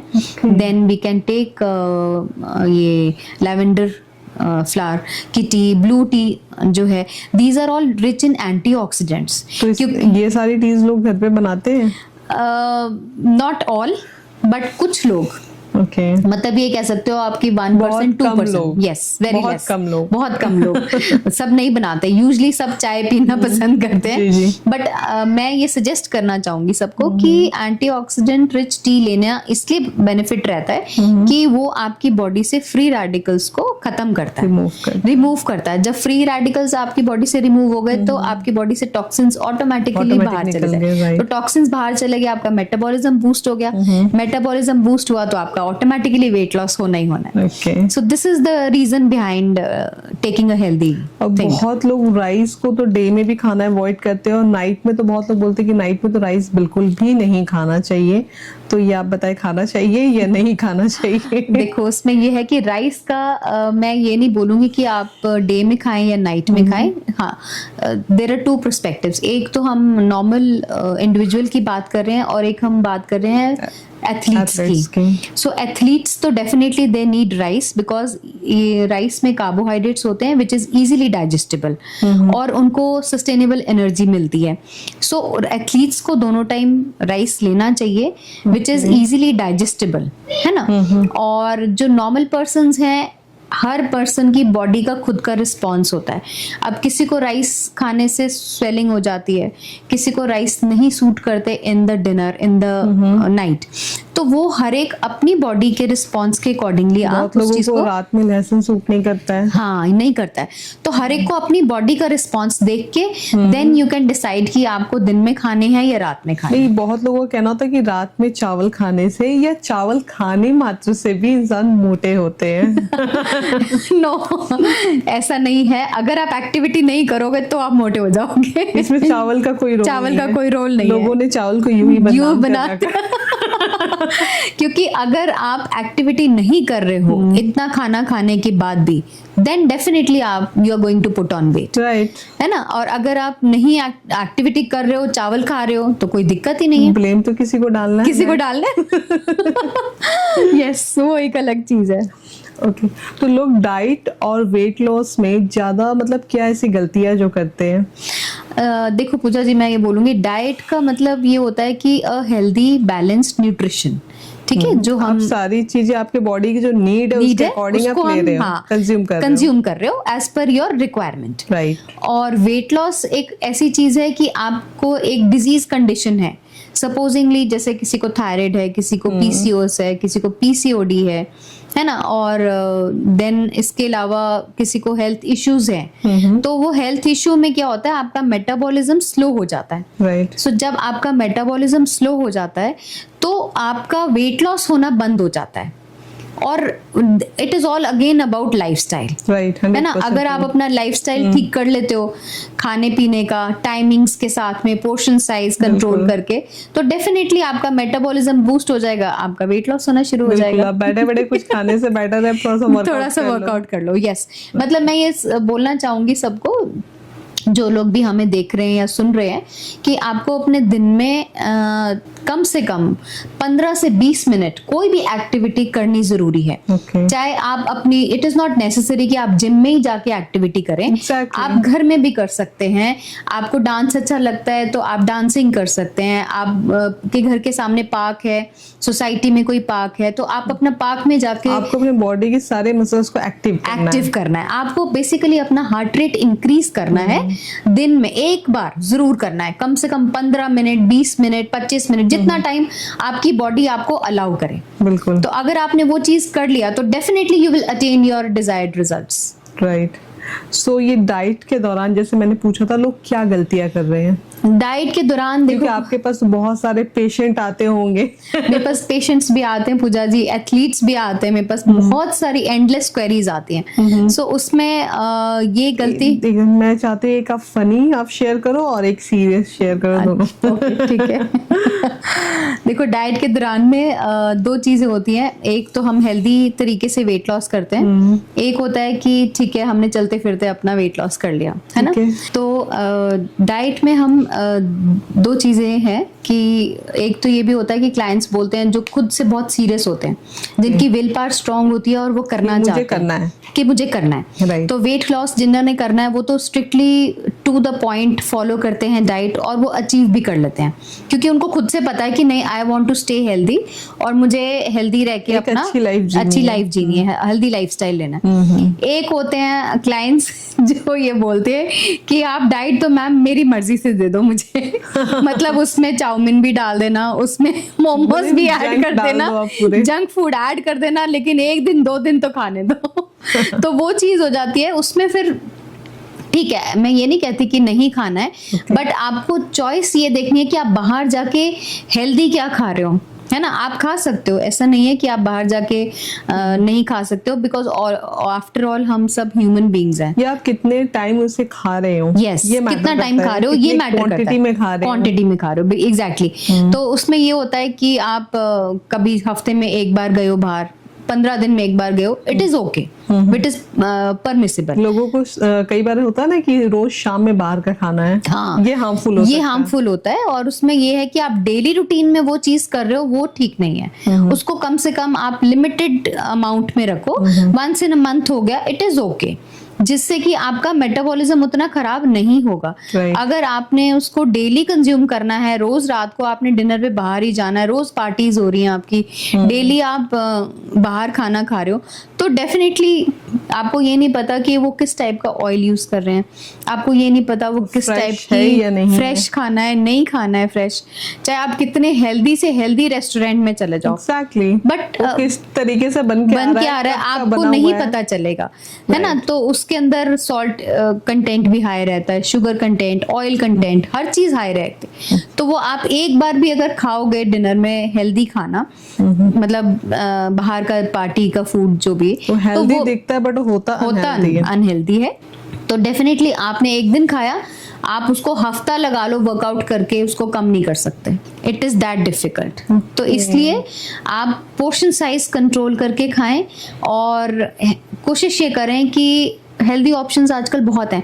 और मैं एक चीज़ आपको अपने एक्सपीरियंस से बताती हूँ, जो हेल्दी रेस्टोरेंट्स हैं, ये कह लो जो अच्छे आउटलेट्स खुले हुए हैं जहाँ पर हेल्दी फूड मिलता है, वहाँ लोग बहुत कम जाते हैं तो वो पॉसिबिलिटी कम है। लोगों को टेस्ट चाहिए, लोगों का ये थॉट प्रोसेस है ना कि घर पे तो खा ही रहे हैं, बाहर भी टेस्टलेस खाकर क्या करेंगे वो वही बात है। और दूसरा, आपके अकॉर्डिंग सबसे वर्स्ट फूड क्या है? सबसे वर्स्ट फूड जो फ्राइड है और बहुत एक तेल में बार बार उसको पकाया जा रहा है, रीयूज हो रहा है, and you don't know the source of that oil, कि आपको ये नहीं पता है कि वो ऑयल कौन सा है, कैसा है। तो मेरे हिसाब से सबसे अनहेल्दी फूड वही है जो एक ही तेल में बार बार उसको पकाया जा रहा है, बिकॉज उसमें ट्रांस फैट्स आते हैं, और जितना ट्रांस फैट्स रहेगा तो it is not good for your health. बच्चे को एक पैकेट चिप्स देना, एक पैकेट लेज देना कितना हार्मफुल हो सकता है? देखो पूजा जी, मैं अगर पर्सनली अपना पर्सपेक्टिव दूं तो मुझे नहीं लगता कि चिप्स बच्चों को खिलाने चाहिए। It is not at all healthy. उससे ज़्यादा बेटर है कि हम घर के अंदर फ्रेश पोटैटो के चिप्स घर पे बच्चे को बना के दे दें, बिकॉज आपको घर पे बना के दे रहे हो, आपको ये पता है कि आप कौन सा ऑयल यूज कर रहे हो, पोटैटो सही है कि नहीं है। सेकेंडली, आप कितना सॉल्ट उसमें डालोगे, एंड उसके अलावा आप कोई मसाला नहीं डालोगे उसमें, एंड सेकेंडली वो पैक्ड नहीं है, जो पैक्ड प्रिजर्वेटिव्स नहीं है बेसिकली, क्योंकि पैक्ड आइटम जितना भी आप खाओगे ना, definitely it is going to harm you. और उसमें क्या है कि ना, कहते हैं जब पैकेट खुलता है तो वो टेस्टी तो लगता है, हम बार बार खाते हैं उस चीज को, बट लेकिन अल्टीमेटली वो हमारी हेल्थ के लिए अच्छा नहीं होता। बिल्कुल। लोग आजकल मतलब पेरेंट्स जो अपने बच्चों को प्यार दिखाने के लिए चिप्स के पैकेट्स देते हैं, लेकिन कहीं ना कहीं ये बहुत ज्यादा अपने बच्चों की हेल्थ के साथ खिलवाड़ कर रहे हैं। बिल्कुल। एंड हमें वो चीज है, डेफिनेटली मैं अपना न्यूट्रिशन में अगर बोलूं तो जो चीज हेल्दी होगी वो टेस्टी नहीं होगी और जो अनहेल्दी होगा उसमें टेस्ट बहुत होगा। राइट। ये चीज। कार्ब्स, प्रोटीन और फैट का बॉडी पे क्या इम्पैक्ट पड़ता है? देखो कार्ब्स जो हैं हमारे, अगर हम बोलें तो हमें डेली रूटीन में कार्ब्स चाहिए ही चाहिए। और आजकल लोग कार्ब्स ही कट डाउन कर देते हैं, है ना। तो क्यों कट डाउन करना है अननेसेसरली? किसी डॉक्टर ने नहीं बोला आपको, किसी एक्सपर्ट ने नहीं बोला, किसी प्रोफेशनल ने नहीं बोला, किसी न्यूट्रिशनिस्ट ने नहीं बोला। बोला किसने? खुद से रील्स देख के कि नहीं, रील्स देख के कि हाँ हमें कार्ब्स नहीं खाने चाहिए। बट आई बिलीव दैट आपको पूरे दिन में 60 to 70% कार्ब्स लेने ही चाहिए, अनटिल एंड अनलेस आपको कोई फूड एलर्जी है या आपको कोई मेडिकल कंडीशन है या मेडिकल प्रॉब्लम है, कोई मेडिकल हिस्ट्री है कोई, तब आपको एक एक्सपर्ट न्यूट्रिशनिस्ट के पास जाके सलाह लेनी चाहिए। बिल्कुल। बट जब तक आपको ये सब दिक्कतें नहीं है तो कार्ब्स आपको अपनी डाइट से नहीं हटाने चाहिए। We need every day. Body type के अकॉर्डिंग चलो, लोग नहीं रील्स देख के अपनी लाइफ में इम्प्लीमेंट कर लेते हैं। वो इसीलिए ना, वो because they are not sensing their own body, वो अपनी बॉडी के अकॉर्डिंगली सेंस करके नहीं ले रहे हैं। वो रील्स देख रहे हैं कि हाँ ये चीज अच्छी है, ये हटा दो। लोग इतने, मैंने देखा है अभी लेटेस्ट जो ट्रेंड है, लोग बिना वजह के ग्लूटेन फ्री डाइट पे जा रहे हैं बिना वजह। एंड अल्टीमेटली क्या हो रहा है? न्यूट्रिशन डेफिशिएंसी हो रही है, न्यूट्रिएंट्स डेफिसिट हो रहा है। और उसमें क्या है, किसी को हेयर लॉस की प्रॉब्लम हो रही है, किसी को स्किन प्रॉब्लम हो रहा है, किसी को नेल्स में दिक्कत आ रही है, just because of this reason कि वो without any you can say documentation और विदाउट एनी प्रूफ वो आपको सलाह दे रहे हैं और आप उस चीज को मान रहे हो। हाँ, तो वो चीज गलत है और वो नहीं करना चाहिए। आपको कार्बोहाइड्रेट्स पूरे दिन की एनर्जी को कंज्यूम करने के लिए, एनर्जी को यूटिलाइज करने के लिए आपको कार्बोहाइड्रेट्स चाहिए ही चाहिए। एक्चुअली मुझे लगता है जो पहले के लोग होते थे वो नॉर्मल देसी खाना घर का खाते थे। यस। और वो सारी चीजें प्रॉपर वे में लेते थे। लेकिन आज के लोग ज्यादा थोड़ा सा मतलब मॉडर्न हो रहे, रील्स देख रहे, उस चक्कर में अपना लॉस कर रहे हैं। एंड वो पुराने लोग ये भी थे कि वो जितना खाते थे उसको कंज्यूम भी करते थे, अपना एनर्जी आउटपुट भी लगाते थे। फिजिकल एक्टिविटी ज्यादा थी। आप ये देखो, सब काम हाथ से थे, है ना, मशीन से कुछ नहीं होता था। आजकल सबके पास इक्विपमेंट है, सबके पास घर के अंदर automatic, semi automatic washing machines हैं। पहले कपड़े हाथ से धुलते थे, तो हाथ से धुलने में आपकी कैलोरीज तो बर्न होती थी कम से कम, है ना। और चक्की पीसते थे, आटा चक्की खुद पीसते थे लोग।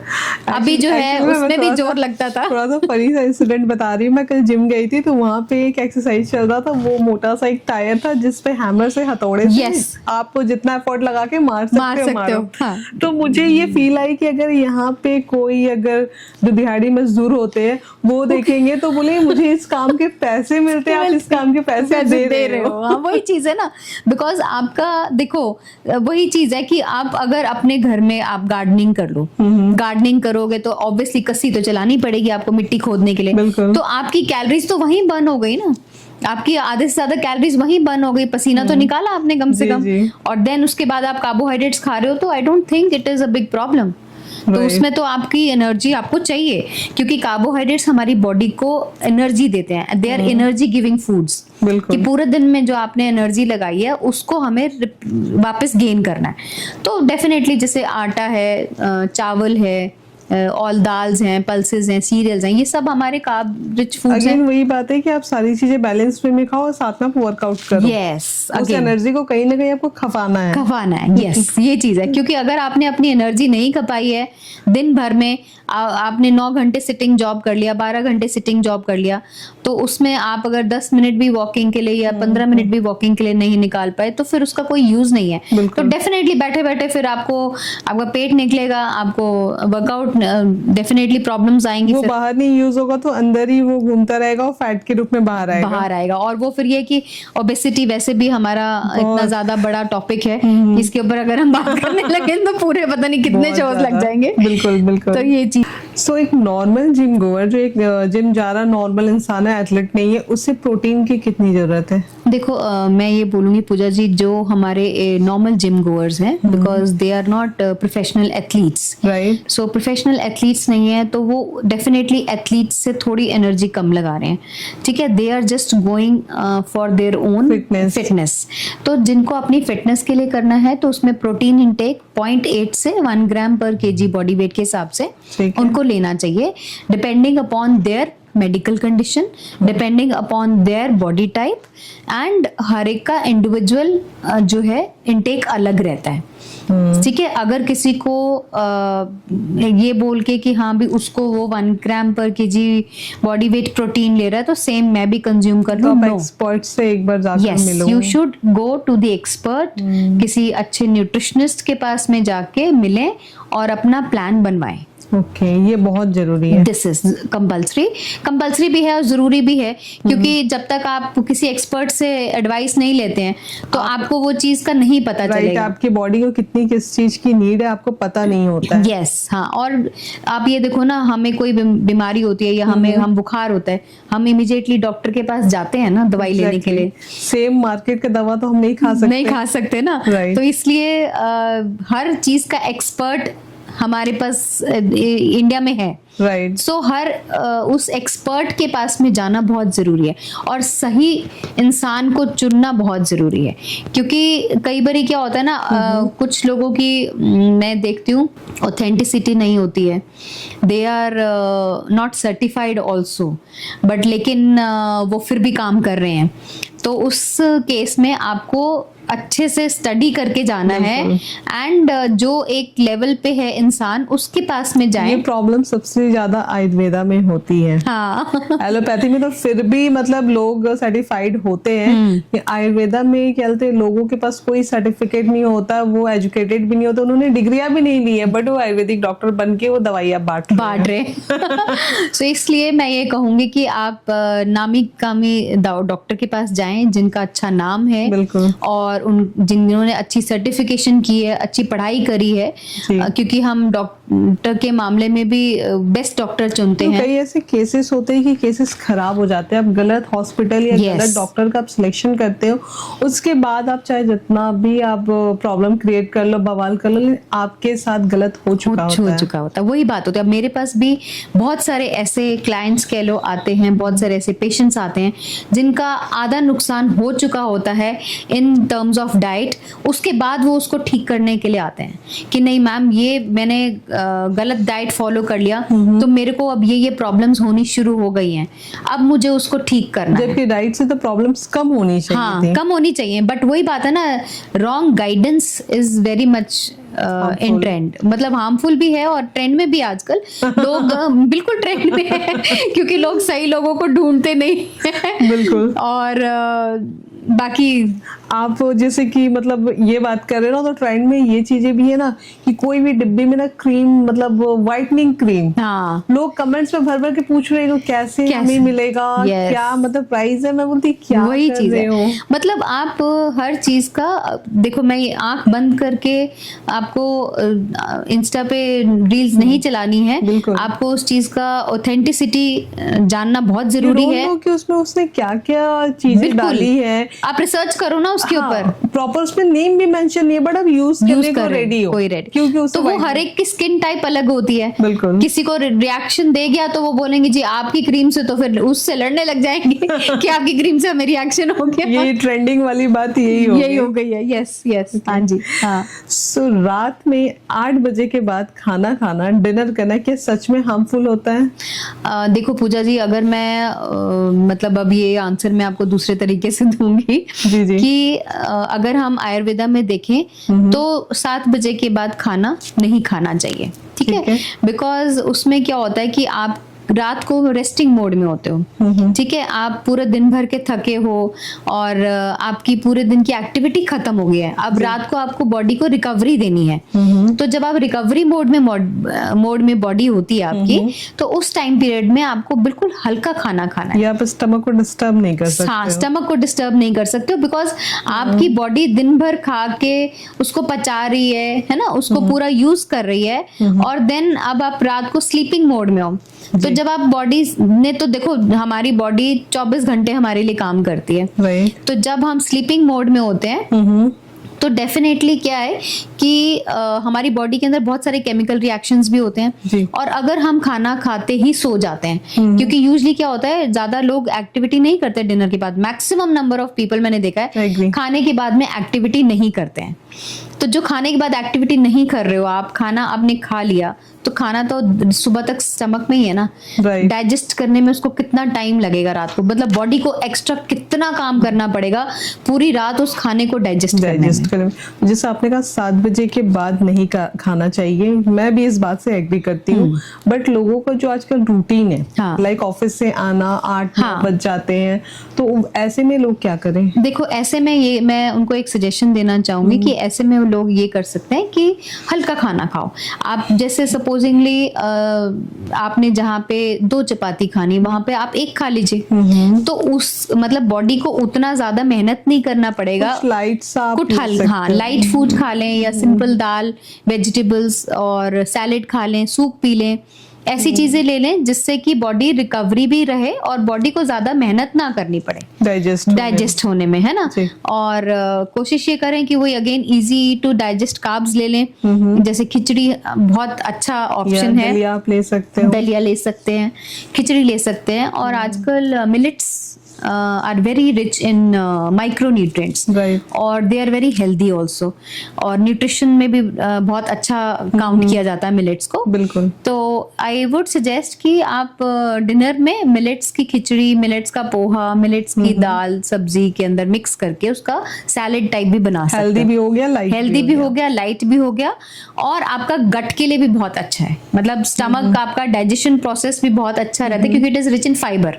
तो जब फाइबर अच्छा रहेगा, जिसको भी कॉन्स्टिपेशन की प्रॉब्लम रहेगी, तो वो मॉर्निंग में अच्छे से क्लियर हो जाएगा। आजकल लोग गट हेल्थ से बहुत परेशान हैं। इसके बारे में थोड़ी अपनी एडवाइस दें। गट हेल्थ से इसलिए परेशान है लोग, देखो कि अगेन मैं ये बोलूंगी we are living in a world like जहाँ पर हमें 100% ये नहीं पता है कि हम ऑर्गेनिक खा रहे हैं या नहीं खा रहे हैं, है ना, कि प्योर खा रहे हैं कि नहीं खा रहे हैं। ऑर्गेनिक का तो मतलब ये था कि सिंपल आपके पास बिना किसी केमिकल के खाना आ रहा है। लेकिन आजकल ऑर्गेनिक के नाम पे आप देखो पैकेट्स कितने महंगे मिल रहे हैं। बिल्कुल वही उल्टा है, बल्कि ऑर्गेनिक नहीं डालने के पैसे एक्स्ट्रा ले रहे हैं। तो वही ना, ऑर्गेनिक फूड ज्यादा महंगा मिल रहा है और जो अनहेल्दी है वो सस्ता मिल रहा है। तो डेफिनेटली अगर हम ये चीजें खा रहे हैं तो खाने में मैं ये बोलूंगी कि हमें ये कोशिश करनी चाहिए कि ऑर्गेनिक अगर फूड है, अगर है सपोजिंगली, कुछ लोगों ने घर में किचन गार्डनिंग भी करी है, फार्मिंग भी कर रखी है, तो वो दैट एंड उनको पता है कि पेस्टिसाइड्स का कितना नुकसान होता है, तो आई थिंक उनके लिए तो बहुत अच्छा है कि they are the richest people in the world. बिल्कुल मैं भी ये मानती हूँ, है ना, they are the richest people in the world. And बाकियों के लिए तो यही है कि आई थिंक खाने में उनको उतना ज़्यादा नहीं लेना चाहिए। एंड गट हेल्थ के लिए ज़्यादातर हमें फर्मेंटेड फूड्स जो हैं वो लेने चाहिए, which is easy to digest, है ना। और हमारे गट के लिए 2 types of bacteria, prebiotics and probiotics are very important. So probiotics is a good bacteria, और उसको पेट में ज्यादा देर रखने के लिए हमें फाइबर साथ में लेना पड़ता है।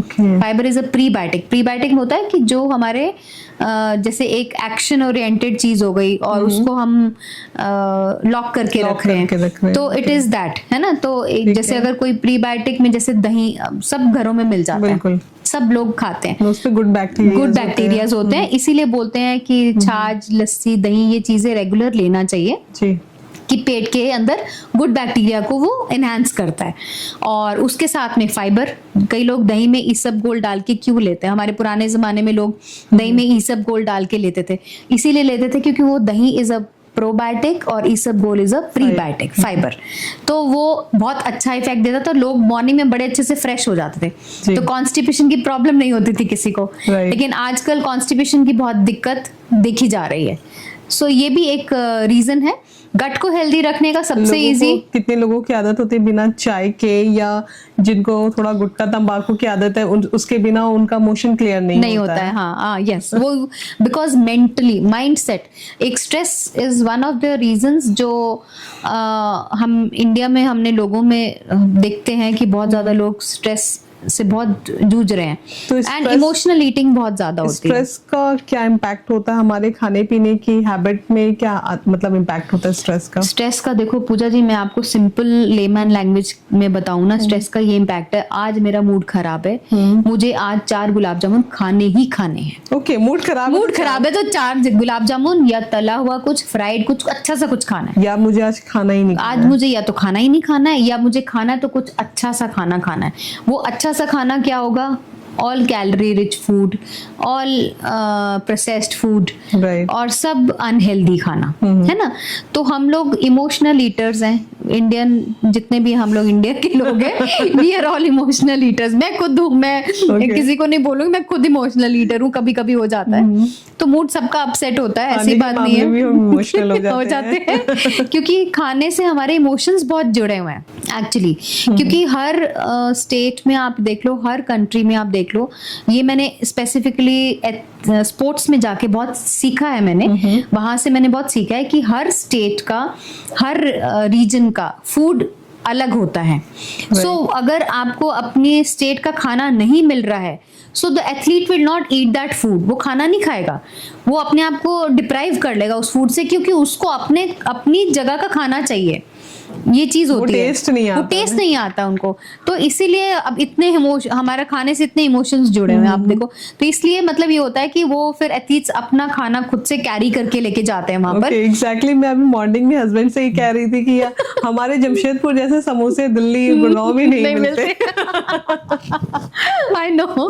तो वो चीजें हैं कि बहुत एथलीट्स जो हैं खाने को लेके बहुत इमोशनल हैं, एंड उनको अपना खाने में कोई एक स्टेपल चीज अपने खाने के अंदर जरूर चाहिए, है ना। जैसे सपोजिंगली हरियाणा के जितने भी लोग हैं, उनको दूध घी बहुत अच्छा लगता है, बिकॉज उनको बचपन से वो चीज खिलाई गई है, बचपन से वो चीज, उनके बिना शायद वो सर्वाइव भी नहीं करेंगे। यस, तो वो सरवाइव नहीं करेंगे, और उनको कहीं पे भी फॉरेन कंट्री में भी चले जाएंगे, उनको दूध घी चाहिए ही चाहिए वहां पर। तो वो इसलिए अपने साथ ऐसी चीजें कैरी करके लेके था। और मैं आपको बताती हूँ एक इंसिडेंस कि हमारा, I was attached with boxing का एशियन चैंपियनशिप कैंप था, तो I was the part of that. और मैं जितने भी बॉक्सिंग के जूनियर लेवल के एथलीट्स थे उनको लीड कर रही थी। ठीक है। सो उनको ये था कि मैम अब द टीम जानी थी कजाकिस्तान में, ठीक है, खेलने के लिए। और खेलने टीम जानी थी, तो बच्चों को एक तो weight, definitely boxing is also a weight category game, तो उनका वेट भी मेंटेन करना था। तो एक तो वेट मेंटेन करने के लिए सबके मैंने डाइट प्लान्स बनाए, सबको काउंसलिंग किया, समझाया। एंड देन अब ये बात थी कि वहां पर खाने में ऑब्वियसली हरियाणा के बच्चे जा रहे हैं, तो वहां पे खाने में कुछ नहीं मिलता है। वेजिटेरियंस के लिए बड़ी प्रॉब्लम है। वेजिटेरियन एथलीट्स जो हैं उनको बाहर जाके बहुत कुछ फेस करना पड़ता है। फिर वहां के अकॉर्डिंग आपको प्लान करना होता होगा। हाँ, तो उनके अकॉर्डिंगली फिर डाइट प्लान बना के देना पड़ता है। तो देन मैंने उनको एक सिंपल सी, मैं ऐसे ही सोच रही थी कि हाँ बच्चे वहां जा रहे हैं, ऐसी क्या एनर्जेटिक चीज उनको दी जाए सो दैट इनको वहां जाके खाने का भी उतना ज्यादा नहीं हो, और प्लस ये है कि इनका परफॉर्मेंस भी अच्छा रहे, है ना। तो अब वहां पर ये था कि वेजिटेरियंस को सिंपल खाना, सब्जी दाल कुछ भी नहीं, ऐसा सिर्फ राइस और सैलेड। अब राइस और सैलेड पे कैसे कोई बच्चा इतने टाइम जिंदा रह सकता है ना, तो मतलब इतने दिन सरवाइव नहीं कर सकते। सब्जी दाल उनके लिए रेडी नहीं थी। हाँ, तो वो वहां पे दाल भी, क्योंकि वहाँ non veg, all non veg, तो वेजिटेरियंस के लिए बड़ी प्रॉब्लम आती है वहां जाके। तो मैंने मैंने एक वैसे ही एक्सपेरिमेंट किया। तो मैंने हमारी इन हाउस किचन थी वहां पर, एक मैंने हाई प्रोटीन लड्डूज बनाए। ठीक है, using all the nuts and seeds. और वो लड्डू बनाए हमने। लड्डू बना के मैंने बच्चों को पहले टेस्ट कराया, तो बच्चों ने बोला ma'am wow it's very good, बहुत अच्छा है। लगाया हाँ, बट लगाए नहीं सीरियसली। एंड देन बच्चों ने बोला कि नहीं मैम बहुत अच्छा है, एंड ये तो आप प्लीज। मैंने एक बच्चे के लिए बनाया, आप ये नहीं मानोगे पूजा जी, मेरे पास कम से कम 5-6 बच्चे आ गए अपने ड्राई फ्रूट्स लेके कि मैम हमें भी ये लड्डू बना कर दो। एंड ऑनेस्टली मैं आपको बताऊं, जब टीम ने जाना था, just before going to the Kazakhstan, मैंने उनको कम से कम एक इतना बड़ा बॉक्स हाई प्रोटीन लड्डू का बना कर दिया बच्चों को, और उन्होंने एक्चुअली में वो खाए वहां पर, and they were so happy, and even the coach was so happy. उन्होंने बोला कि मैम आपका ये रामबाण की तरह काम किया वहां पर। इमोशनली भी क्या बोलते हैं, आपने उन्हें स्ट्रॉन्ग कर दिया, जैसे इमोशंस के साथ जुड़े हैं हमारा। हाँ, यस, एंड उन्होंने बोला कि नहीं, it really worked for us, और बच्चे इतना खुश थे ना, and that was my actually job done. मुझे लगा कि नहीं, मैंने अपना काम अच्छे से ईमानदारी से किया है, बिल्कुल कि एटलीस्ट बच्चों को वहां जाके खाने में दिक्कत ना आए। आपने बहुत एफर्ट लगाया। यस, तो मैंने खुद बच्चों को प्रिपेयर करके दिया। तो मेन और वुमेन की न्यूट्रिशन की जरूरतों में क्या फर्क है? देखो पूजा जी, मेन और वुमेन की नीड्स में डेफिनेटली डिफरेंस है, क्योंकि वुमेन का जो है ना मेटाबॉलिज्म कंपैरेटिवली टू मेन कम होता है। तो उसमें क्या है कि मेल्स की डाइट इसलिए थोड़ी ज्यादा होती है, कैलोरीज उनको थोड़ी इसलिए ज्यादा देते हैं, प्रोटीन इसलिए ज्यादा देते हैं क्योंकि उनका BMR हायर साइड पे होता है मेल्स का, which is called basal metabolic rate. तो वो मेल्स का कंपैरेटिवली फीमेल्स के कंपैरेटिवली थोड़ा ज्यादा होता है, तो डाइजेस्ट भी इसलिए होता है। यस, तो उनको डाइजेशन प्रॉब्लम भी नहीं आती है, और उनको ये रहता है कि हाँ, भूख भी फीमेल्स कंपैरेटिवली ज्यादा लगती है। और फीमेल्स का ये रहता है कि हाँ, उनको रिक्वायरमेंट थोड़ी कम रहती है, बिकॉज फीमेल्स जो है ना उतना ज्यादा वर्कआउट नहीं करते, या मे बी हो सकता है जो हाउसवाइफ्स हैं उतनी वर्किंग नहीं है घर में काम है, बट आजकल सबके पास में मेड्स हैं, है ना, और हाउस हेल्पर्स हैं, तो वो काम करने के लिए इतनी दिक्कत नहीं आती है, तो आपकी फिजिकल एक्टिविटी उतनी इन्वॉल्व नहीं रहती। डिपेंड करता है कि आपकी लाइफस्टाइल कैसा है। बस ओवरऑल ये है कि आपका लाइफस्टाइल कैसा है, आप उसको किस तरीके से जी रहे हैं, कैसे फॉलो कर रहे हैं। सो उसमें डेफिनेटली फिर आपका डाइट भी उसके अकॉर्डिंगली वेरी करेगा, क्योंकि अगर आप सेडेंटरी वर्कर हैं तो डेफिनेटली आपका खाना पीना उसके हिसाब से कम रहेगा। आप लोग किसी को डाइट आप लोग देते भी होंगे तो पहले उसकी लाइफस्टाइल डिस्कस करते होंगे। यस, तो हम जब सपोजिंगली मैं कोई आता है मेरे पास में, अगर मैं डाइट प्लान किसी को बनाकर देती हूँ तो मैं डेफिनेटली पहले उसका डाइटरी रिकॉल जरूर लेती हूँ, मतलब कि वो पहले क्या रूटीन फॉलो कर रहे हैं, सो क्या रूटीन उनका चल रहा है, एंड देन आई असेस कि उनकी कितनी कैलोरीज हैं, इसमें कितना प्रोटीन इनटेक ऑलरेडी कर रहे हैं, वो कितने फैट्स ऑलरेडी ले रहे हैं। फिर उसके बाद उनका वर्कआउट शेड्यूल देखना पड़ता है कि उनकी पूरे दिन की एक्टिविटी क्या है इसमें। भी वो खाना तो अब इतना खा रहे हैं, इतनी कैलोरीज, इतना प्रोटीन, इतना कार्बोहाइड्रेट ले रहे हैं, बट लेकिन एनर्जी आप लगा कहाँ रहे हो ये चीज खुद के अंदर ही तो नहीं रह रही है। हाँ, ये चीज है। तो उसका साइड बाय साइड, तो इट इज नॉट ओनली आपका डाइटरी रिकॉल, आपको एक्टिविटी रिकॉल पैटर्न भी लेना पड़ता है, एंड देन उसके बाद आपको कैलकुलेट करना पड़ता है एक्चुअली कि कितनी कैलोरीज और कितने प्रोटीन, कितने फैट्स वो कंज्यूम कर रहे हैं, एंड देन एक हमारा एनर्जी बैलेंस होता है। एनर्जी बैलेंस देखना पड़ता है कि नेगेटिव में जा रहा है या पॉजिटिव में जा रहा है। सो अगर नेगेटिव में जा रहा है तो डेफिनेटली वेट गेन होगा, पॉजिटिव में जा रहा है तो दैट मीन्स उसका मसल मास अच्छा है। ये है, और उसमें उसको एक्टिविटी अच्छी है, उसका लेवल अच्छा है एक्टिविटी का, तो डाइजेस्ट हो जा रहा है, कहीं ना कहीं एनर्जी आपका लग जा रहा है। हाँ, तो this is the basic pattern जो हम फॉलो करते हैं, और देन उसके बाद में डाइट प्लान फिर फाइनली एक बना के हम देते हैं कि हाँ भी अब आपको इसमें ये मॉडिफिकेशंस करनी है, इसमें ये चेंजेस करने हैं, सो दैट कि आपका पूरे दिन का जो प्लान है वो अच्छे से चले और आपका मेटाबॉलिज्म बूस्ट हो। बेसिकली मैं जो डाइट प्लान स्पेसिफिकली देती हूँ मेटाबॉलिज्म के ऊपर बेस्ड देती हूँ, क्योंकि आधे से ज्यादा जो हमारे लोग हैं उनका मेटाबॉलिज्म ही स्लो रहता है। उसके लिए आप कौन सी डाइट प्रेफर करते हो? उसके लिए डाइट ऐसा नहीं होता, वो इंडिविजुअलाइज्ड होती है। उसमें ये होता है कि हर पर्सन का अगेन असेस करके वेरी करता है एंड मेडिकल हिस्ट्री के हिसाब से, बिकॉज वो भी देखनी होती है कि मेडिकल हिस्ट्री क्या है और ब्लड पैरामीटर्स क्या है उनके।